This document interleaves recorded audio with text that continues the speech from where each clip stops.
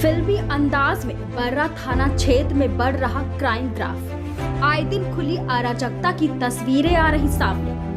नई उम्र के लड़कों ने बर्रा को बनाया क्राइम का हॉटस्पॉट। कभी हथियारों की नुमाइश तो कभी खुलेआम किसी की पिटाई कर बनाया जा रहा दबदबा। राजनीतिक से लेकर बड़े क्रिमिनलों की शय पर बर्रा बन रहा क्राइम पॉइंट। छोटे छोटे गैंग बनाकर फिल्मी अंदाज में दिया जा रहा वारदातों को अंजाम। अराजक गैंग संचालकों पर दर्ज है पहले से कई आपराधिक मुकदमे। बर्रा में हो रही वारदातों पर आखिर पुलिस क्यों है मौन? कानपुर दक्षिण के बर्रा थाना क्षेत्र से पिछले 2 महीने में लगभग एक आधे दर्जन से ज़्यादा वीडियो ऐसे वायरल हो चुके हैं जहां पर लोगों को घर से निकाल कर या घर के बाहर बहुत बुरी तरह से पीटा जा रहा है। लूट और हत्या के प्रयास जैसे मामले इसमें सामने आ रहे हैं। बीते समय से लेकर अब तक कई पीड़ितों ने इसकी दरख्वास्त जिले के आला अधिकारियों से लगाई है, मगर जिला के आला पुलिस अधिकारी अब तक इस पर कोई ठोस कार्रवाई करते नहीं दिखाई दिए हैं। बीते समय में अभी कल रात ही आशीष त्रिपाठी नाम के पत्रकार को उसके घर के सामने ही बुरी तरह से पीटा गया, जिसकी तहरीर भी दी गई है। इन मामलों में अक्सर होता यह है कि लोगों को मुकदमा लिखकर गिरफ्तार तो कर लिया जाता है, मगर अग्रिम कोई कार्रवाई नहीं की जाती है, जिसके चलते ये बिल्कुल बेखौफ अपने वारदातों को अंजाम देते रहते हैं। कानपुर से देशज न्यूज़ के लिए सोमेश कर्मा।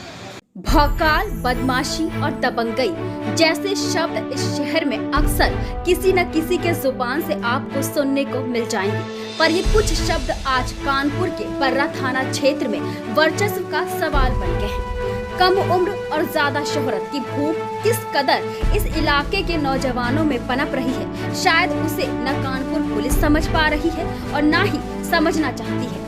ये कानपुर के वो इलाके हैं जहां आज के वक्त में कई छोटे छोटे गैंग बन चुके हैं जो आए दिन संगीन वारदातों को अंजाम देते हैं। और यही नहीं, इन गैंगों को संचालित करने और इलाके में दबदबा कायम रखने के लिए समय पर वारदातों को अंजाम देने के लिए कुछ लोग अक्सर इन नई उम्र के लड़कों की पूरी मदद भी करते हैं।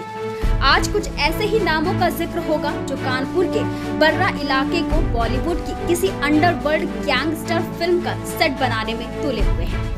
बता दें, बर्रा में पनप रही बदमाशी को शय देने में अकेले वो लोग नहीं जिसका नाम कानपुर पुलिस की फाइलों में आपराधिक मामलों में पहले से दर्ज है, बल्कि कुछ ऐसे भी सफेद पोश हैं जो न सिर्फ इन वारदातों को अंजाम देते हैं बल्कि इन्हें अंजाम देने वालों को संरक्षण भी देते हैं, जिनके नाम हैं विपिन ठाकुर, मनीष शर्मा।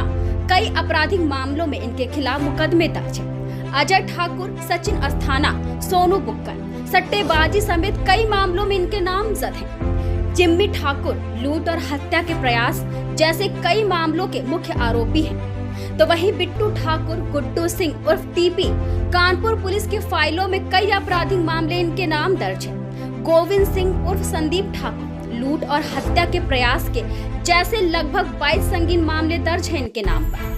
इनके अलावा ऐसे लगभग 1 दर्जन से ज्यादा नाम हैं जो बर्रा में डर, आतंक और बदमाशी का पर्याय बने हुए हैं, जिनमें कई ऐसे भी हैं जिनके न सिर्फ राजनीतिक बल्कि प्रशासनिक रसूख के चलते भी अब तक किसी भी सजा से बचे हुए हैं। तस्वीरें ये बताती हैं कि कैसे बर्रा के ये बदमाश खुलेआम सोशल मीडिया के जरिए हथियारों की नुमाइश करते हैं और सत्ताधारी पार्टी के क्षेत्रीय नेताओं के साथ तस्वीरें चस्पा कर लोगों को जताते हैं कि उनकी पहुंच कहां तक है और कैसे कोई उनका कुछ नहीं कर सकता। इसके अलावा सबसे बड़ा सवाल कानपुर पुलिस पर भी उठता है कि कैसे बर्रा में बदमाश इतने बेखौफ है कि आए दिन न सिर्फ इलाके में संगीन वारदातों को अंजाम दे रहे हैं बल्कि सबूत होने के बावजूद भी ये अपराधी खुलेआम घूम रहे हैं। अपराधी की गवाही देते वीडियो बताते हैं कि इन अपराधियों के वारदात को अंजाम देने का तरीका कितना खतरनाक और भयानक है। योगी राज में रामराज का दावा सुनने और सुनाने में अच्छा तो लगता है,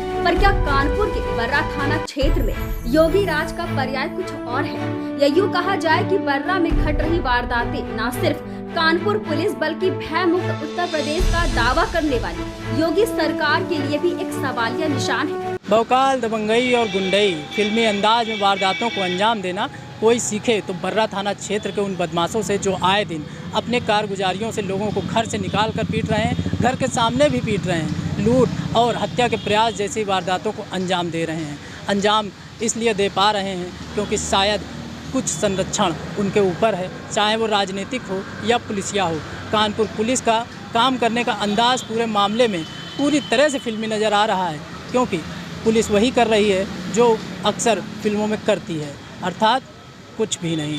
पूरी वारदात के बाद सामने आना, एफआईआर लिखना, एफआईआर के बाद कोई गिरफ्तारी या कोई ऐसी कार्रवाई नहीं जिस पे ये कहा जा सके कि हाँ, किसी भी प्रकरण में अब तक पुलिस ने कोई एक्शन लिया है। कानपुर से देश न्यूज़ के लिए सोमेश।